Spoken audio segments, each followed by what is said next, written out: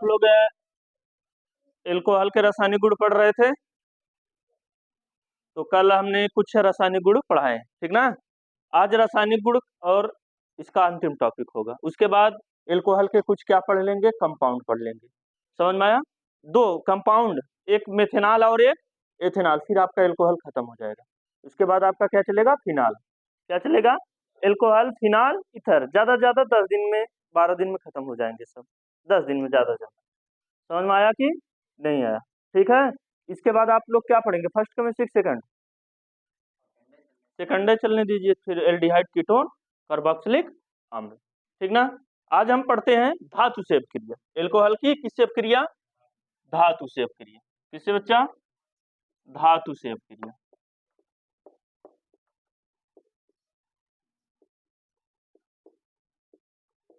किससे अपक्रिया? धातु से अपक्रिया, ठीक ना। किससे अपक्रिया? धातु से अपक्रिया। ये आपका क्या है?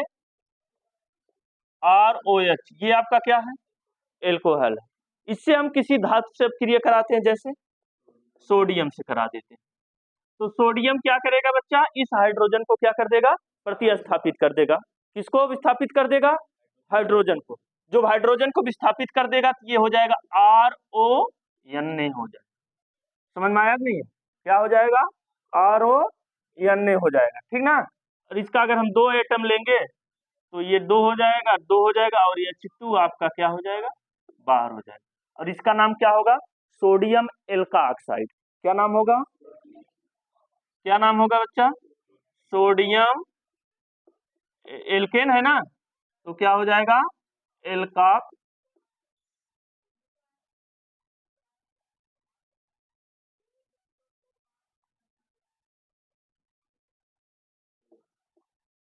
यही ना होगा,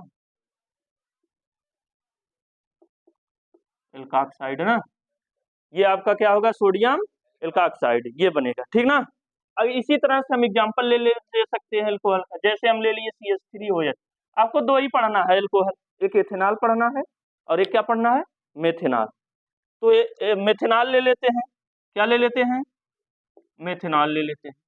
और क्या ले लेते हैं? CH3CH2OH। ये क्या है? एथेनॉल है। ये क्या है? एथेनॉल। इसकी अब क्रिया हम किसी धातु से कराते हैं, किसी धातु से कराते हैं तो क्या बनेगा? ये हो जाएगा CH3O हो जाएगा, और ये क्या हो जाएगा, प्लस H2 आपका बाहर होगा, संतुलित करेंगे तो, ठीक। अगर हम इधर करते हैं तो क्या हो जाएगा, CH3CH2O प्लस H2 आपका क्या हो जाएगा, बाहर। इसका नाम क्या हो जाएगा? Sodium methoxide. क्या हो जाएगा? मेथॉक्साइड। समझ में आया? समझ में आया? इसका नाम क्या होगा? Sodium methoxide. इसका नाम क्या होगा? Sodium methoxide. यानी कि ये चीजें प्राप्त होगा आपका, यानी कि एल्का ऑक्साइड आपका क्या होगा, प्राप्त होगा, जब आप क्या करेंगे, एल्कोहल का क्या करेंगे, धातु से अपक्रिया कराएंगे तो, ठीक है। आप लोग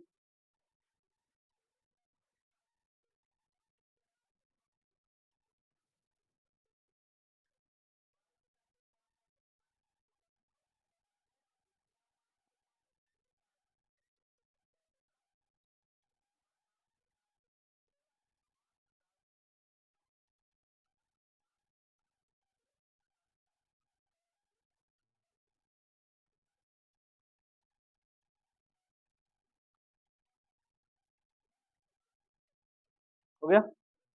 अब अगला लिखेंगे आप लोग। अगला हेडिंग जो आप लोग लिखेंगे वो क्या लिखेंगे, कार्बोक्सिलिक अम्ल से अपक्रिया। किससे अपक्रिया बच्चा?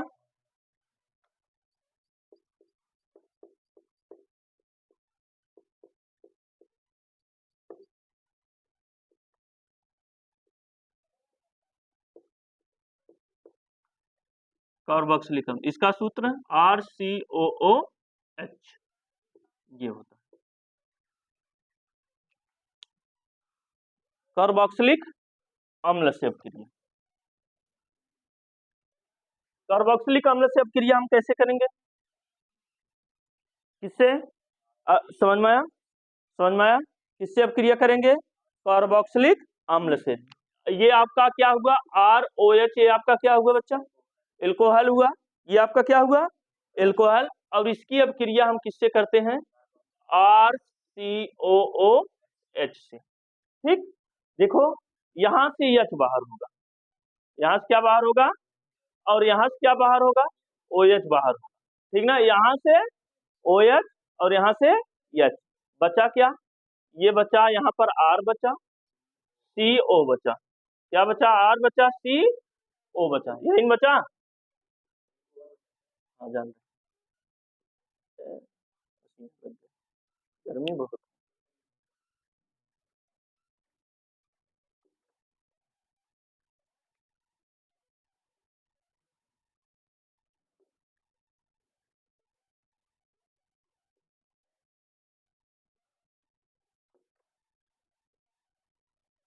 बहुत गर्मी।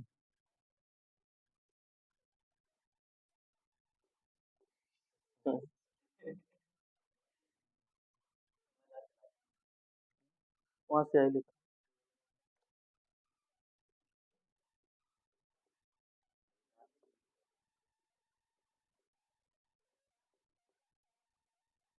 ठीक ना, क्या होगा, कुछ नहीं होगा ना।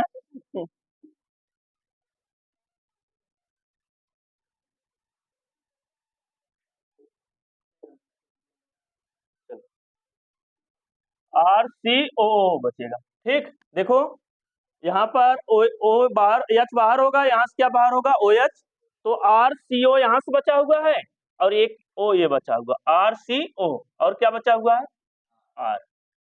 इसको हम डैश कर दे रहे हैं, इसका नाम क्या है बच्चा, RCOR डैश, इसका नाम क्या है, बोलो क्या नाम है इसका, एस्टर। अरे नहीं बताए हैं, इसका नाम क्या है, एस्टर। यानी कि एल्कोहल की अपक्रिया हम कार्बोक्सिलिक अम्ल से कराते हैं तो क्या प्राप्त हो, एस्टर। बाहर यहाँ से क्या किए हैं हम, जल को हमने क्या यहाँ से किया है, बाहर किया हुआ है। समझ गए होंगे आप लोग, कोई दिक्कत किसी को। अब देखिएगा, मार्कर भी फॉर्म में चलता है, जब नहीं चलता नहीं चलता, जोस बटलर की तरह ना जी।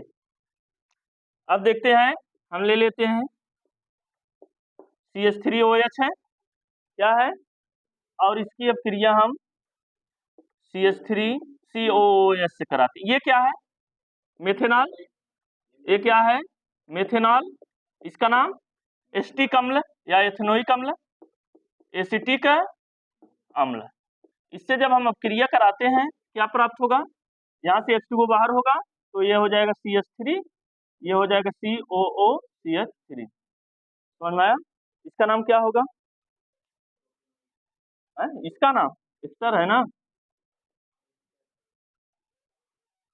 प्लस क्या बाहर होगा, बेंजोएट, सॉरी प्रोपेनोएट। क्या नाम होगा, कितना है, 3 कार्बन है ना, क्या नाम होगा, प्रोपेनोएट। इस तरह से होगा, ठीक है ना। समझ में आया? अगर हम यहाँ पर दूसरा भी ले सकते हैं, CH3 CH2 OH ले सकते हैं। इसकी अब क्रिया हम CH3 COOH कार्बोक्सिलिक अम्ल एस्टिक अम्ल से कराते हैं, क्या होगा इधर, ये आपका CH3, ये COO, फिर CH2 CH3 प्लस H2O बाहर। समझ में आया, ब्यूटेनोएट। ठीक, ये सब क्या है, एस्टर है, सब क्या है, एस्टर है। समझ में आया कि नहीं है? जब कार्बोक्सिलिक अम्ल की अपक्रिया हम एल्कोहल से कराते हैं तो आपको याद एक ही चीज रखना है, क्या प्राप्त होता है, एस्टर प्राप्त होता है। ठीक ना, समझ में आया।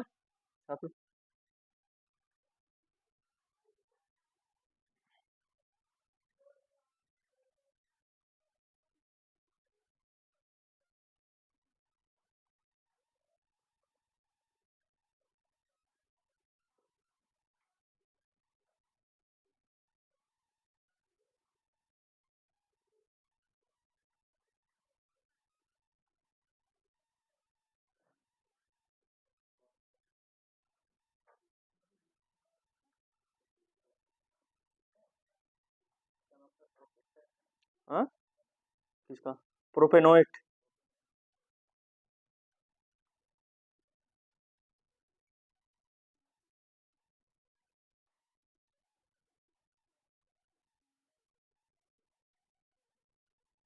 हो गया, हो गया सबका?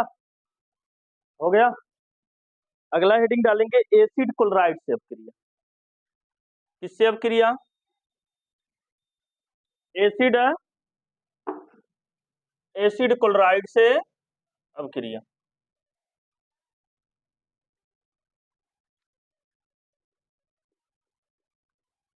एसिड क्लोराइड, एसिड क्लोराइड का मतलब RCOCl से अपक्रिया। किससे अपक्रिया? Cl, एसिड क्लोराइड से अपक्रिया। ज्यादा रासायनिक गुण क्यों लिखाया जाता है?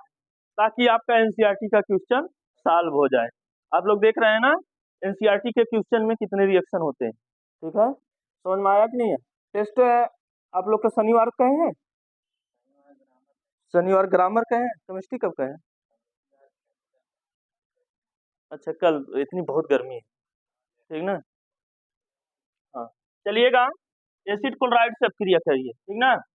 तो देखते हैं ये ROH एल्कोहल है। क्या है? इसकी अपक्रिया किससे करते हैं?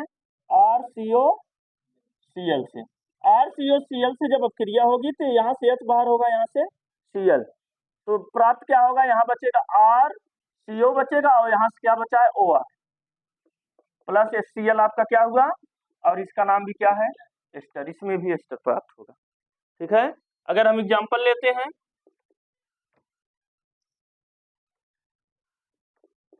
CH3OH, इसकी अपक्रिया समझ में आया? CH3COCl से करा देते हैं तो ये आपका CH3COO CH3 प्लस HCl प्राप्त होगा। ठीक है, इस तरह से होगा फिर।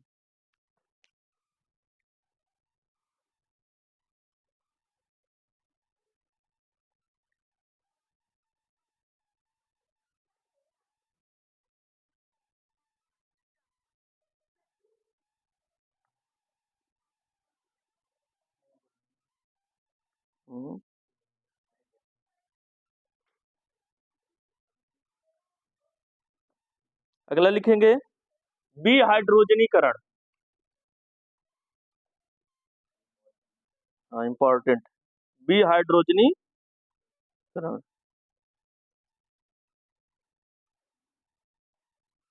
क्या लिखेंगे? विहाइड्रोजनी। अच्छा, हाइड्रोजनीकरण मतलब? हाइड्रोजनीकरण मतलब हाइड्रोजन से अपक्रिया, और विहाइड्रोजनीकरण मतलब हाइड्रोजन का निष्कासन। किसका निष्कासन? हाइड्रोजन। जैसे हाइलोजनीकरण मतलब हाइड्रोजन से अपक्रिया, विहाइलोजनीकरण मतलब हाइड्रोजन का निष्कासन। उसी तरह विहाइड्रोजनीकरण मतलब हाइड्रोजन का निष्कासन। पढ़ चुके हैं कब? अच्छा, तो पीछे तो बहुत अपक्रियाएं पढ़ेंगे, अभी आप आगे चलते रहेंगे, दोहराते रहेंगे, कोई दिक्कत नहीं। विहाइड्रोजनीकरण, विहाइड्रोजनीकरण क्या होता है? जैसे ये आपका R हुआ, ये CH2 हुआ, ये OH हुआ, ये बताओ एल्कोहल है कि नहीं? एल्कोहल है। हमने ऐसा क्यों लिखा? क्योंकि R लिखेंगे तो उसमें हाइड्रोजन आपको दिखेगा नहीं, इसलिए हमने और कार्बन बढ़ा दिया। ठीक ना? इसको सबको R आप लिख सकते हो, कोई दिक्कत नहीं है। अब विहाइड्रोजनीकरण करेंगे इसमें, और विहाइड्रोजनीकरण किसकी उपस्थिति में इसमें होगा? कॉपर की उपस्थिति में होगा। और इसको क्या करेंगे? हीट करेंगे। क्या करेंगे? तो इसमें से हाइड्रोजन निकल जाएगा, एक H यहाँ से निकलेगा, एक H यहाँ से निकलेगा, बचेगा क्या? R बचेगा, C बचेगा, H बचेगा, O बचेगा। बोलो, और इसका नाम क्या है? इसका नाम क्या है? बोलो, यानी कि, और H2 आपकी बाहर हो जाए। इसका मतलब क्या हुआ कि अगर हम एल्कोहल का विहाइड्रोजनीकरण करते हैं तो क्या प्राप्त होता है? एल्डिहाइड प्राप्त होता है। एल्कोहल का क्या करते हैं? विहाइड्रोजनीकरण करते हैं तो क्या प्राप्त होता है? एल्डिहाइड प्राप्त होता है। जैसे आपका ये हुआ CH3OH हुआ, इसका नाम क्या है? मेथेनॉल। इसका विहाइड्रोजनीकरण करेंगे, इसका क्या करेंगे? विहाइड्रोजनीकरण करेंगे तो क्या प्राप्त होगा? HCHO प्राप्त होगा। क्या प्राप्त होगा? HCHO। इसका नाम क्या है? थर्मल एल्डिहाइड या मेथेनॉल ना, मेथेनॉल कहो या फॉर्मल्डिहाइड। उसी तरह अगर हम एथेनॉल लेंगे और इसका हम कॉपर की उपस्थिति में क्या करते हैं, विहाइड्रोजनीकरण करते हैं, तो इसमें से हाइड्रोजन निकल जाएगा, एसिटाल्डिहाइड प्राप्त होगा। क्या प्राप्त होगा? एसिटाल्डिहाइड प्राप्त होगा। समझ गए कि नहीं समझ गए? इस तरह से विहाइड्रोजनीकरण करते हैं आप लोग।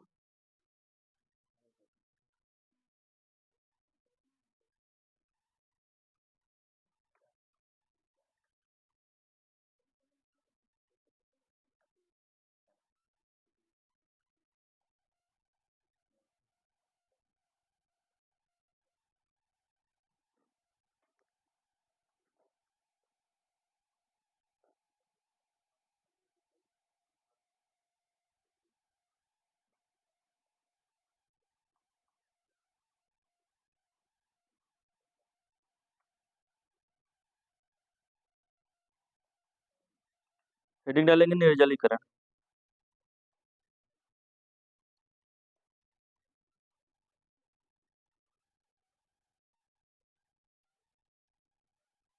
क्या लिखेंगे? निर्जलीकरण।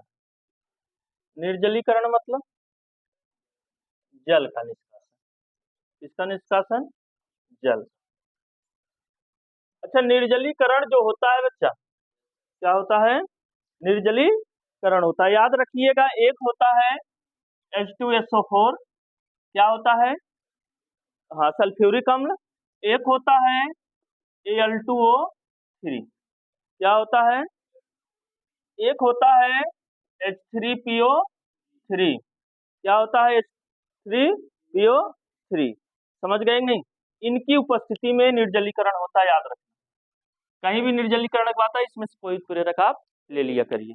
ठीक है, समझ में आया कि नहीं? हम लिखें या भूल जाए तो आप लोग लिख लिया करिए, ठीक ना? तो हम क्या करते हैं, देखो ऑक्सीकरण किसके उपस्थिति में होता है, ये भी मैं लिखाया हूँ, उत्प्रेरक।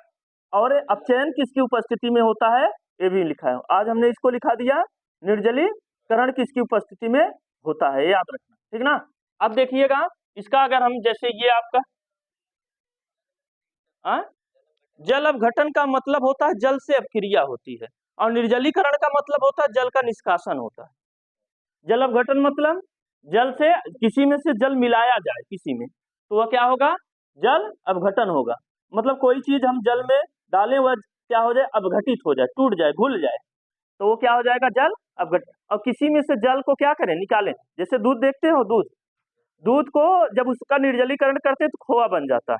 क्या? क्योंकि उसके अंदर से हम उसको जला जला के क्या निकाल रहे हैं? जल निकाल रहे हैं। फिर प्राइमरी जानते ही हो, प्राइमरी में दूध का जल अपघटन करते हैं, क्या कर देते हैं? जल अपघटन। पूछो क्यों? वो लोग दूध में पानी नहीं मिलाते। मजाल का है दूध में पानी मिला, पानी में दूध मिला देते हैं। देखो, एक बाल्टी पानी लेंगे, उसी में 2 लीटर दूध डाल देंगे, ये हो गया जल अपघटन। ये क्या हो गया? और दूध, समझ में आया नहीं? कभी बल्टा वाला देखे हो ना, तो बल्टा वाला क्या करता है? दूध दुलाता है। अब बेचारा, इतनी गर्मी है, इतनी क्या है? गर्मी है, तो उसको पानी मिलाना पड़ता है। क्या? क्योंकि जब दूहेंगे तो कुछ लोग वो पानी मिला देते हैं ना, नहीं पहुंच पाया। और नहीं तो ताजा दूधते तो थोड़ा सा दूध जो होता है, क्या होता है? फूला हुआ होता है, थोड़ा सा क्या हुआ था। और जब वो दुला कर रख देते हैं, जब ठंडाता है तो धीरे धीरे वो क्या हो जाता है? बैठ जाता है। यानी कि आप, अगर आप 50 लीटर दूध दुहाए हैं, तो उसमें मान के चलिए 5 लीटर कम हो जाएगा। कितना? 5 लीटर। 4 से 5 लीटर दूध क्या हो जाएगा? कम हो जाएगा। अगर ताजा दूध है तब क्या करेंगे दूध वाले? तो भाई 5 लीटर तो ना मिले हैं तो बराबर आए। लेकिन अब जैसे किसी को दे रहे हैं तो एकदम लीटर जान ही रहे हो, थोड़ के केहू कम रहे ना। और जिसको दे रहे हैं वो लोग, उसमें भी थोड़ा बहुत, इसलिए वो लोग थोड़ा सा पानी मिलाते हैं, कुछ लोग ज्यादा ही मिला देते हैं। ज्यादा मिला देते हैं तो दुकान वाला क्या कर देता है? निर्जलीकरण कर देता है, खोआ डाल देता है। अगर 250 ग्राम से कम पड़ा तो पैसा काट लेता है पर ग्राम पीछे। समझ में आया? और लग गया तो लगे। लेकिन दूध वाले भी कम चालाक थोड़ी है, कम चालाक है। चीनी नहीं देते हैं, का नहीं देते हैं, घोर देंगे। अब चीनी को जरूरत बढ़ी है ना, तू डाल डाल मैं पात पात। समझ में आया नहीं? क्या डाल देते हैं? चीनी डाल देते हैं भैया। समझ में आया नहीं? तो इसका हम क्या करते हैं? CH3CH2OH, यही है। इसका हम क्या करते हैं? निर्जलीकरण करते हैं। निर्जलीकरण मतलब जल का निष्कासन। तो यहाँ से OH निकलेगा, यहाँ से H निकलेगा, यहाँ से OH निकलेगा, यहाँ से H निकलेगा। इसका मतलब हम जल को क्यों निकाल रहे हैं? क्योंकि हम हेडिंग ही डाले हैं निर्जलीकरण। नहीं समझ में? हम हेडिंग क्या डाले हैं? अब बचा क्या? यहाँ CH2 बचा और यहाँ CH2 बचा। बचा कि नहीं बचा? तो क्या इसका बैलेंसी पूरा नहीं है? बैलेंसी पूरा करने के लिए हम डबल बॉन्ड लगा देंगे। समझ आए? अब इसका नाम क्या है? एथीन। इसका नाम क्या है? और जल प्राप्त हुआ। समझ गए कि नहीं समझ गए? यानी कि एथीन का मतलब एल्कीन, एथीन का मतलब एल्कीन, यानी कि हम एल्कोहल का जब जल अपघटन करते हैं तो क्या प्राप्त होता है? एल्कीन प्राप्त होता है। एल्कोहल का जल अपघटन करते हैं तो क्या प्राप्त होता है आशीष? एल्कीन। एल्केन ना एल्कीन।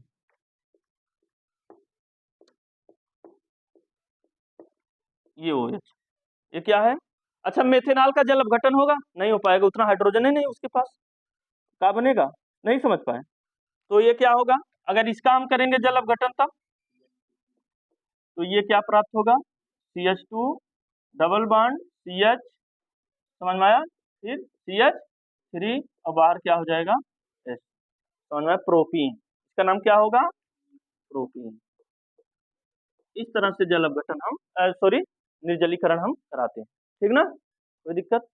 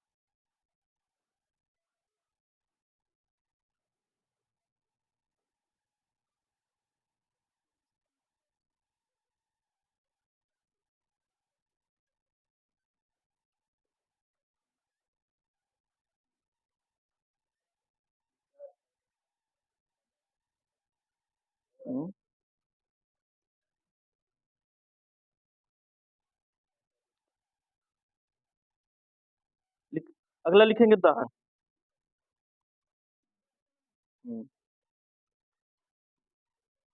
क्या लिखेंगे?